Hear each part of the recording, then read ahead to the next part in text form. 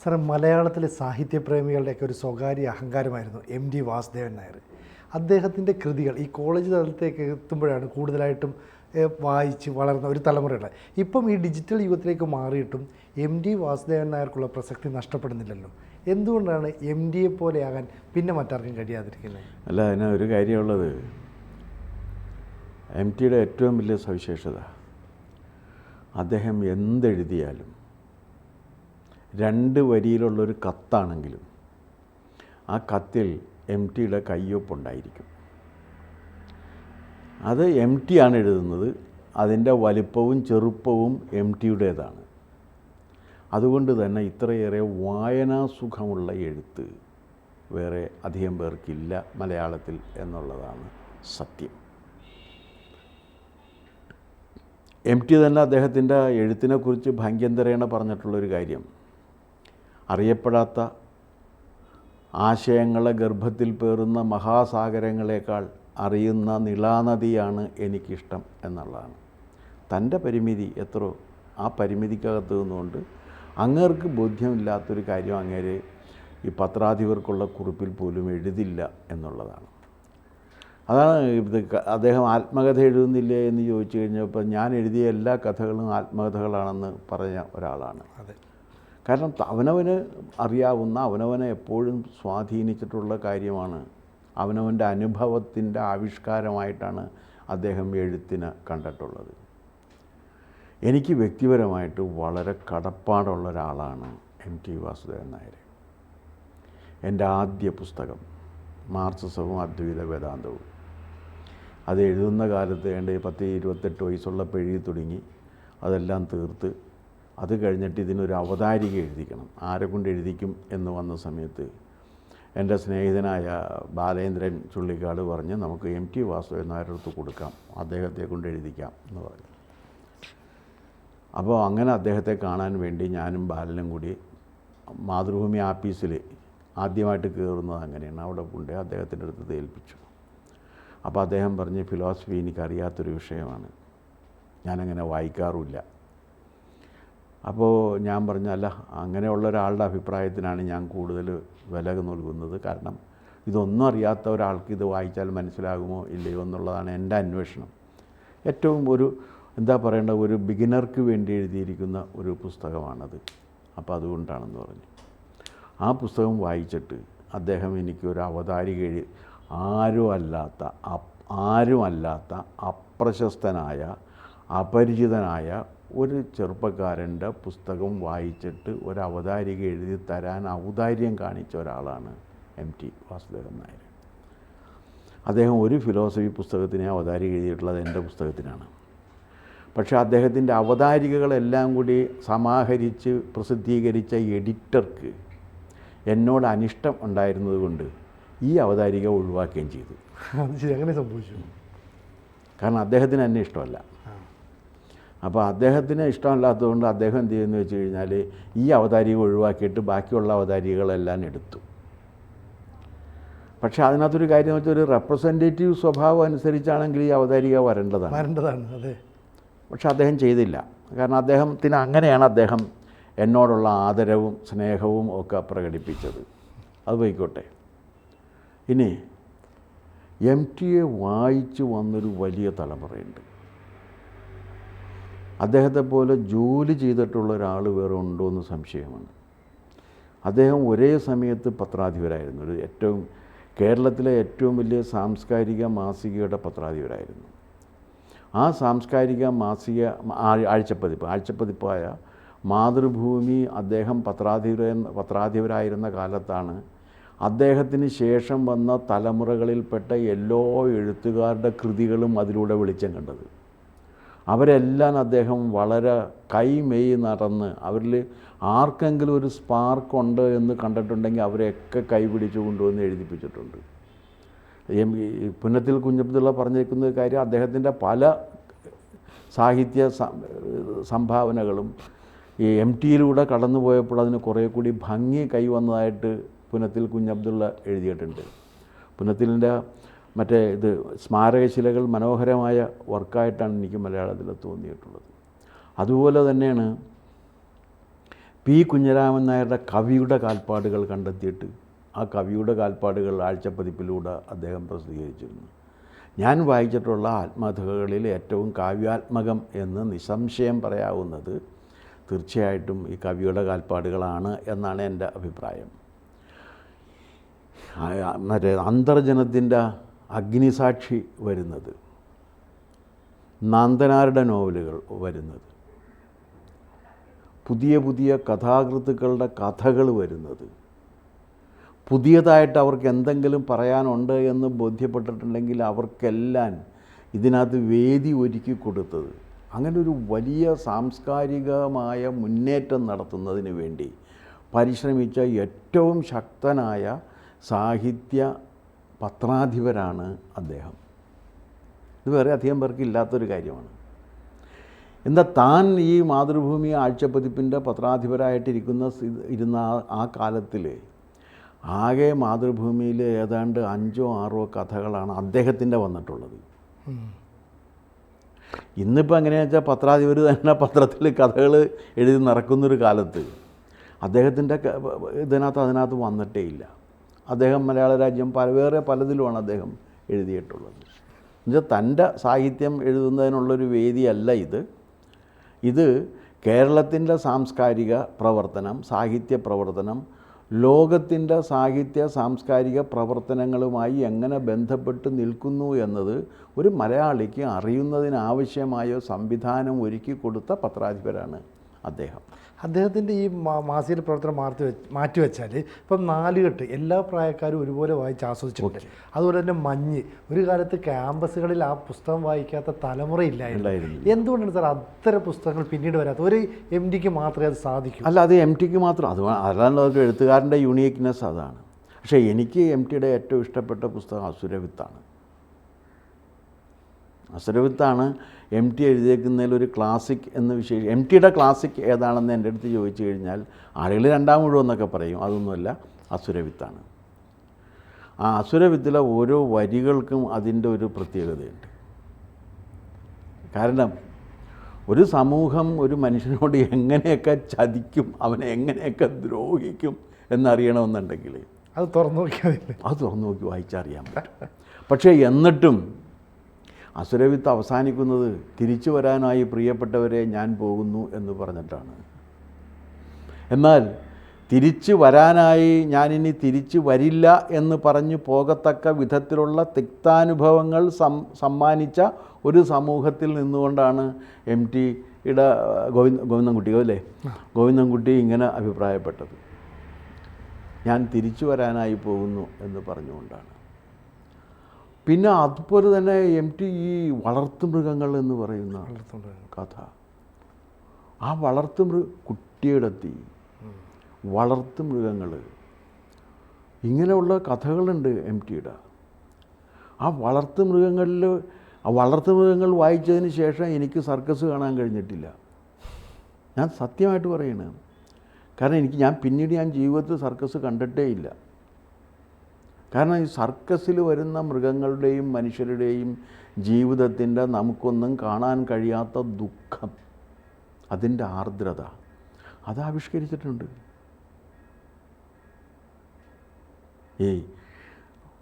കാലം വരുന്ന സമയത്തും ഇതുപോലെ തന്നെയല്ലേ.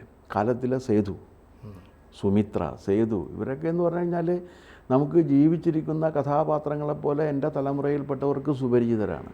കഥാപാത്രങ്ങളുടെ പേര് പോലും മായില്ല അല്ലേ? ഇല്ല, ഞാൻ എത്രയോ വർഷം മുൻപ് വായിച്ചൊരു മനുഷ്യൻ ഇപ്പോൾ 70 വയസ്സിൽ എത്തിക്കഴിഞ്ഞാൽ ഞാനിതിപ്പോൾ വായിച്ചിട്ട് മിനിമം ഒരു 55-60 വയസ്സിൻ്റെ അടുത്തെങ്കിലും കൊല്ലം. അത്രയും കൊല്ലത്തിന് ശേഷം വളരെ യാദൃച്ഛികമായിട്ട് സിനിജ ഇത് ചോദിക്കുന്ന സമയത്ത് എനിക്കിതൊക്കെ ഓർമ്മയിൽ വരെയാണ്. ഞാനാണ് സേതു, ഞാൻ ഇന്നലെ സുമിത്രയെ കെട്ടിപ്പിടിച്ചു എന്നുള്ളൊരു വാചകം. ഇതൊക്കെ നമുക്ക് ഇപ്പോഴും ഓർമ്മയുണ്ട്. അങ്ങനെ ഓർമ്മയിൽ നിൽക്കുന്ന, നമ്മുടെ അനുഭവത്തിൽ നിൽക്കുന്ന അതിനകത്തേക്കുള്ളൊരു ഇതെന്ന് വെച്ചാൽ ഒരു നിലാവുള്ള രാത്രിയിൽ ഉത്സവം കാണുന്നതിന് വേണ്ടിയിട്ട് പോകുന്നൊരു രംഗമൊക്കെ വർണ്ണിക്കുന്നുണ്ട്. അപ്പോൾ ഈ കാമുകൻ്റെ വിഹുലതകളൊക്കെ അതിനകത്ത് ഇവളെയും കാണാമല്ലോ എന്ന് കരുതി പോകുന്ന അതൊക്കെ ഇപ്പോഴും പെട്ടെന്ന് ഇപ്പം എൻ്റെ മനസ്സിലേക്ക് ഓർമ്മ വന്നതാണ്. സാറേ, ഇപ്പോൾ പാലക്കാട്ട് ഒരു പാരൽ കോളേജിൽ അധ്യാപകനായിരുന്ന MD കോഴിക്കോട്ടേക്ക് ഒരു ഇൻ്റർവ്യൂവിനായിട്ട് പോകുന്നു. അവിടെ ചെല്ലുമ്പോൾ വൈക്കം മുഹമ്മദ് ബഷീർ ഉണ്ടാകുന്നു, SK പൊറ്റക്കാട് ഉണ്ടാകുന്നു, അതുപോലെ തന്നെ സാഹിത്യമേള NN കക്കാടിനെ പോലുള്ളവരുണ്ടാകും. ഇവരുടെയൊക്കെ ഒരു വലിയ കൂട്ടായ്മകൾ വൈകുന്നേരങ്ങളുണ്ട്. MV ദേവനുണ്ട്. അതുപോലെ മിഠായി തെരുവിലൂടെ നടന്ന് ഇവർ ചുറ്റി സഞ്ചരിച്ച് അവിടെ വന്നിരുന്ന ആ സാഹിത്യ കൂട്ടായ്മയാണോ MDയിലെ ഈ സാഹിത്യത്തെ? അല്ല, MT ആ കാര്യത്തിലൊക്കെ ഒറ്റയാനാണ്. അത് ബഷീറിൻ്റെ അനുരാഗത്തിൻ്റെ ദിനങ്ങൾ എന്ന് പറയുന്ന ബഷീറിൻ്റെ ഏറ്റവും മോശം പുസ്തകത്തിന് ഒരു ഗംഭീരൻ അവതാരിക എഴുതിയിട്ടുണ്ട് MT. അനുരാഗത്തിൻ്റെ ദിനങ്ങൾ ബഷീറിൻ്റെ ഏറ്റവും മോശം പുസ്തകമായിട്ട് കരുതുന്ന ഒരാളാണ് ഞാൻ ബഷീറിൻ്റെ വിനീതനായ ഒരു വായനക്കാരനും ആരാധകനുമാണ്. ബഷീറാണ് എനിക്ക് ഏറ്റവും ഇഷ്ടപ്പെട്ട എഴുത്തുകാരിലൊരാൾ, ഒരു സംശയവുമില്ല. പക്ഷേ ഈ അനുരാഗത്തിൻ്റെ ദിനങ്ങൾക്ക് MT എഴുതിയിരിക്കുന്ന അവതാരിക നിങ്ങളൊന്ന് വായിച്ചു നോക്കണം.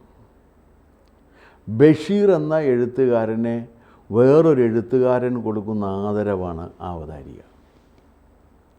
അതിൽ പറയുന്നുണ്ട്, കാരണം ബഷീർ എന്ന് പറയുന്ന ബഷീറിയൻ എന്ന് പറയുന്ന ശൈലിയിൽ ഒരു വാചകം പോലും MT എഴുതിയിട്ടില്ല.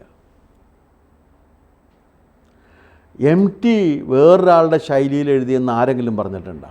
ഇല്ല, പറയാൻ പറ്റില്ല. MT എഴുതുന്നത് MTയുടെ ശൈലിയാണ്.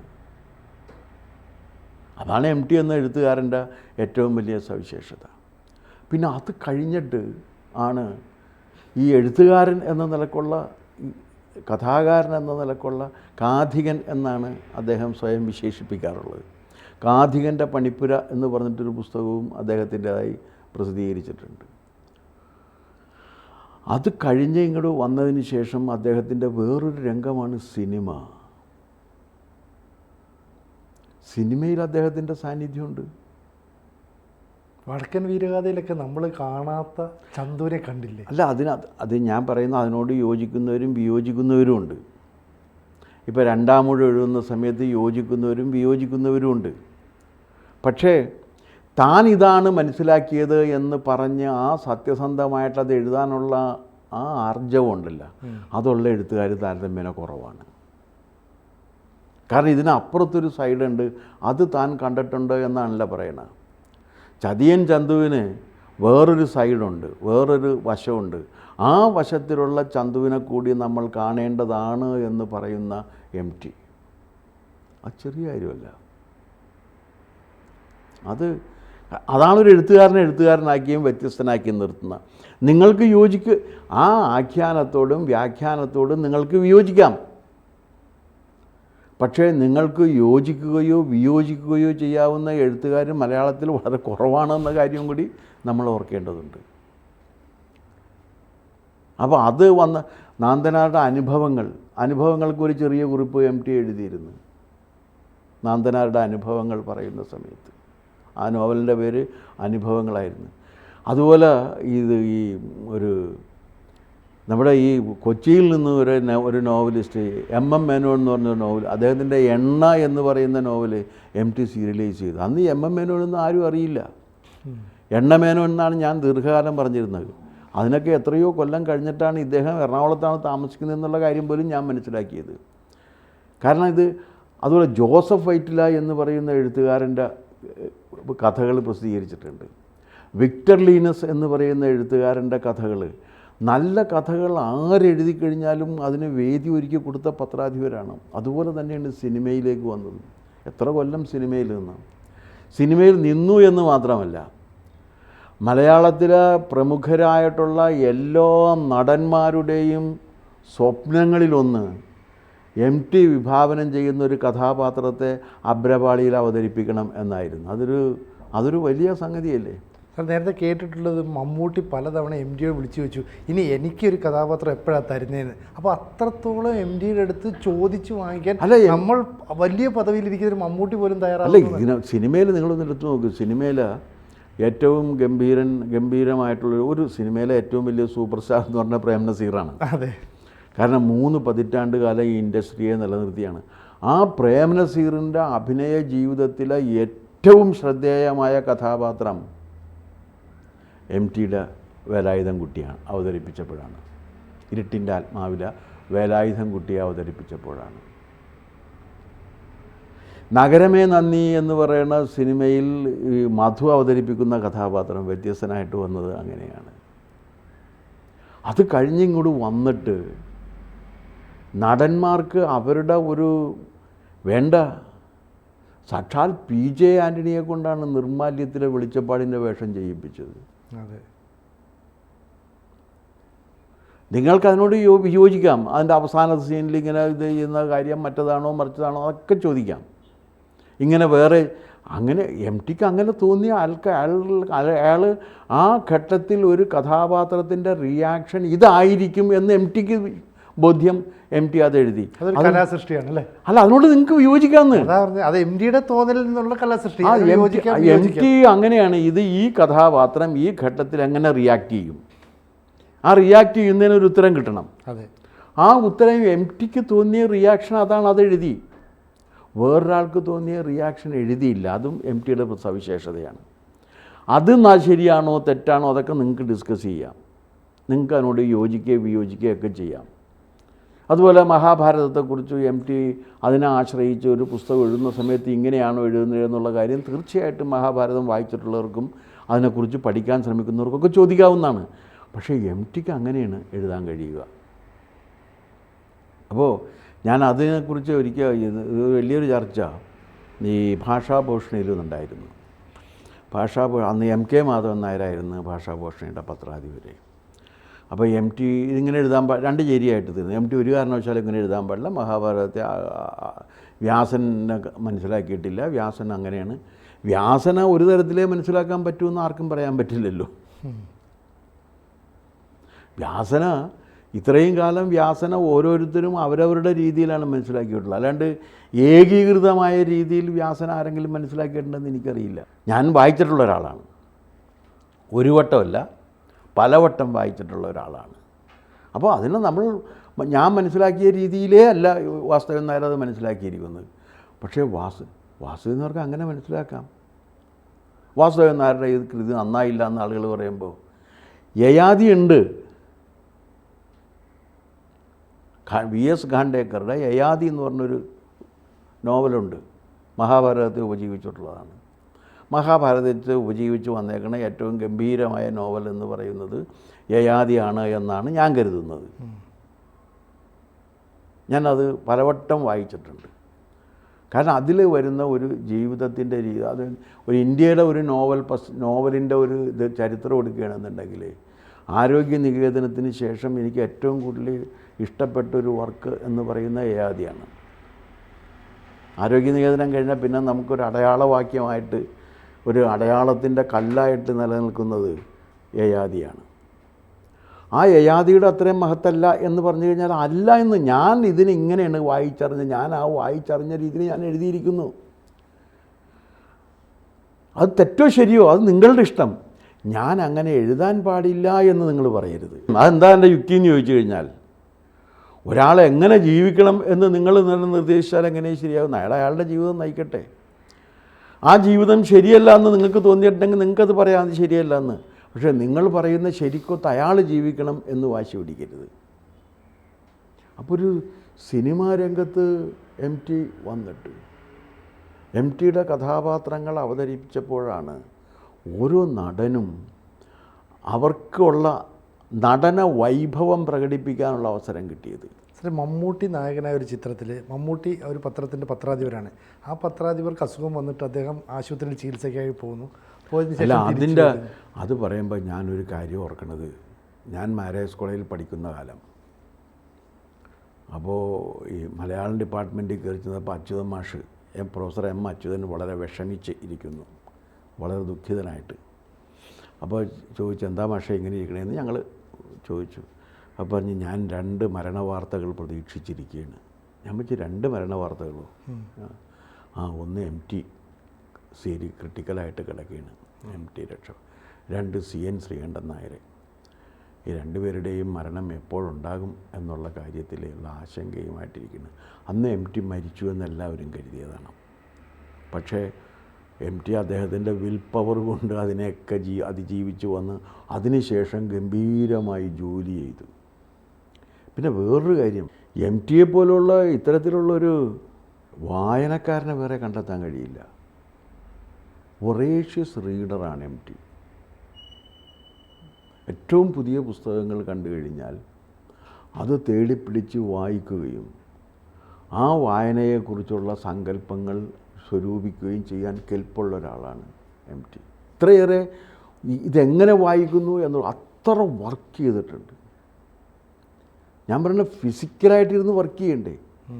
എത്രയോ തിരക്കഥകൾ എഴുതി. ഇതൊക്കെ ഈ പത്രാധിപർ നിലക്കുള്ള ജോലി ചെയ്യുന്ന സമയത്താണ് ഇതൊക്കെ ചെയ്യുന്നത്.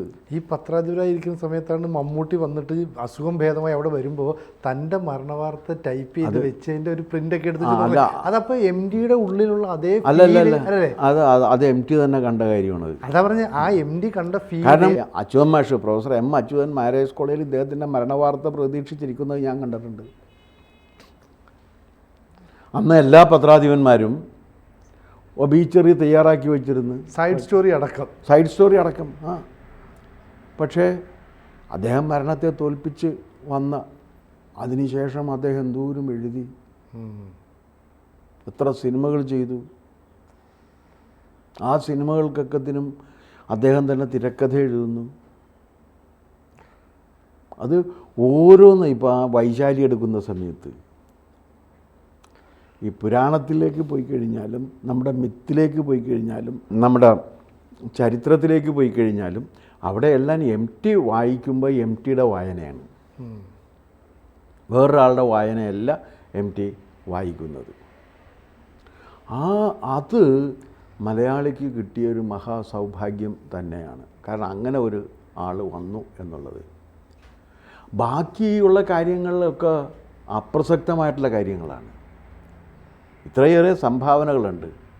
അത് പത്രാധിപർ എന്ന നിലക്കുള്ള സാഹിത്യ സാംസ്കാരിക രംഗത്തെ കൈപിടിച്ചുയർത്തിക്കൊണ്ടുവന്ന പത്രാധിപർ എന്ന നിലക്ക് ഞാൻ ആദ്യം എഴുതിയ എൻ്റെ ലേഖനം പ്രസിദ്ധീകരിക്കുന്നത് മാതൃഭൂമിയിലാണ്, ആഴ്ചപ്പതിപ്പിൽ. അന്ന് എന്നെ അദ്ദേഹത്തിനൊരു പരിചയമില്ല. ഞാൻ T.S. എലിയറ്റിൻ്റെ വേസ്റ്റ്ലാൻഡിനെ കുറിച്ചൊരു ലേഖനം എഴുതി കൊടുത്തു. T.S. എലിയറ്റിൻ്റെ വേസ്റ്റ്ലാൻഡിനെ കുറിച്ചൊരു ലേഖനം എഴുതി കൊടുത്തു കഴിഞ്ഞപ്പോഴേക്കും ഉടൻ തന്നെ എനിക്കൊരു കത്ത് കിട്ടി, ലേഖനം പ്രസിദ്ധീകരിക്കുന്നു, തുടർന്നും എഴുതണം. 2 വരി. അത് എന്നെപ്പോലുള്ളൊരു ചെറുപ്പക്കാരന് കിട്ടാവുന്ന ഏറ്റവും വലിയ പ്രോത്സാഹനമാണ്. ഇതെൻ്റെ മാത്രം അനുഭവമല്ല, അക്കാലത്തുണ്ടായിരുന്ന നൂറുകണക്കിന് എഴുത്തുകാരുടെ അനുഭവമാണ് ഈ പറയുന്നത്. ഒരു സാധനം വായിച്ച് എം ടിക്ക് അത് പ്രസിദ്ധീകരിക്കണമെന്ന് തോന്നിക്കഴിഞ്ഞാൽ കത്തെഴുതും. നിങ്ങളൊന്ന് ആലോചിച്ച് നോക്ക്, കത്ത്. എൻ്റെ കയ്യിലുണ്ടാ കത്തുകളൊക്കെ. അതിൻ്റെ ഒരു ധൈര്യത്തിനാണ് ഈ അവതാരിക എഴുതിക്കാൻ വേണ്ടി ചെന്നത്. കാലാതീതനായ ഒരു എഴുത്തുകാരൻ തന്നെയാണ് എം ടി വാസുദേവൻ നായർ പറയാം. എന്തായാലും ഡോക്ടർ KS രാധാകൃഷ്ണൻ സാർ ഇത്രയും നേരം എം ഡിയുടെ ഓർമ്മകൾ, എം ഡിയുമായിട്ടുള്ള അദ്ദേഹത്തിൻ്റെ അനുഭവങ്ങളൊക്കെ തന്നെ പങ്കുവച്ചു. എന്തായാലും എം ഡി എന്നും നമ്മുടെയൊക്കെ മനസ്സിൽ നിറഞ്ഞു നിൽക്കുമെന്ന് തന്നെ പറയാം, അല്ലേ? എൻ്റെ ജീവിതത്തിൽ നിന്ന് എം ടി മറഞ്ഞു പോയില്ല എന്ന് എനിക്ക് ഉറപ്പുണ്ട്. നന്ദി. കൂടുതൽ വാർത്തകളും വിശേഷങ്ങളും നിങ്ങളിലേക്ക് എത്താൻ ABC മലയാളം സബ്സ്ക്രൈബ് ചെയ്യുക, ബെൽ ബട്ടണും അമർത്തുക.